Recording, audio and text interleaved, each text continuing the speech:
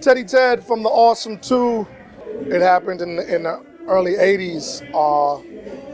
I would get these tapes of DJs playing and MCs rocking over the mic. And I was like, wow. I would, the only record at the time might have been Rapper's Delight. The King Tim III, but it wasn't the same essence. And then I would go to the park, and there was cats playing in the park, and I was like, I want to get down with this. This is hot. I started DJing for The Real Roxanne, and we had the radio show, The Awesome 2. So we were co-creating it. So we were in it. We were part of it. We are hip hop. So as far as memories, something that always sticks in my mind is when Scott LaRock died. It was crazy. Peace to the God, right? It was crazy because it was so unexpected, and hip hop had a big opportunity that same week to perform at Madison Square Garden. It's one of the first times. And it was BDP, I think Run DMC, a bunch of different groups. Scott dies like that Monday. The show is Friday or Saturday. And so it was so somber. He was a friend of ours, and he brought us to BDP, and so it was just a messed up situation. But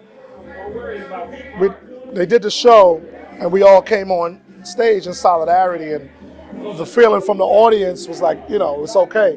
And that was just one off the top of the head great experience in hip hop. My mother bought me one turntable, and we had the family stereo. So the family stereo, I would play records, and it had an auxiliary button. So when I got my first turntable, I could go from the record player to the turntable. So I would do it with the auxiliary button, So that's my first, it really wasn't a turntable, it was a record player and a turntable, but you just did what you loved. Like today, you have to build a buzz, you have to create, a lot more marketing now, but the things that was happening then was word of mouth. I was DJing because I love to DJ, and the name got bigger. We started doing radio, the name got bigger, and went around the world. Well, they were happy because I was able to do things that no one could imagine at the time. Like, how are you making money? How are you going all these places that they've never been, all these places around the world?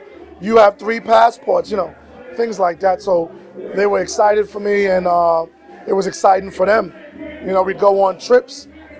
I'd be, somewhere DJing, maybe Orlando, at can't remember the place. They used to have a grown-up part of Orlando at Disney World. Can't remember the name of it, but we would DJ there, and then I'd bring them down for the week, do our 3 days at BET Soundstage, hang out. So they were excited and thrilled, I guess. We've seen a lot of guys come and go, and we're still here. We're still traveling. We're still making money from what we love to do. So in essence, that's one of the biggest challenges. When I walk down the street or go do a show like here tonight, people come up and tell me, yo, I became a DJ because I heard you in '86, or I listened to a Nice and Smooth record and I started to do this. So just affecting other people that you didn't even know you was affecting in a positive way. That's, I think, one of the biggest things I can say that I feel great about, Just that we were creative, innovative, and we loved the music, and we literally gave our lives to the music.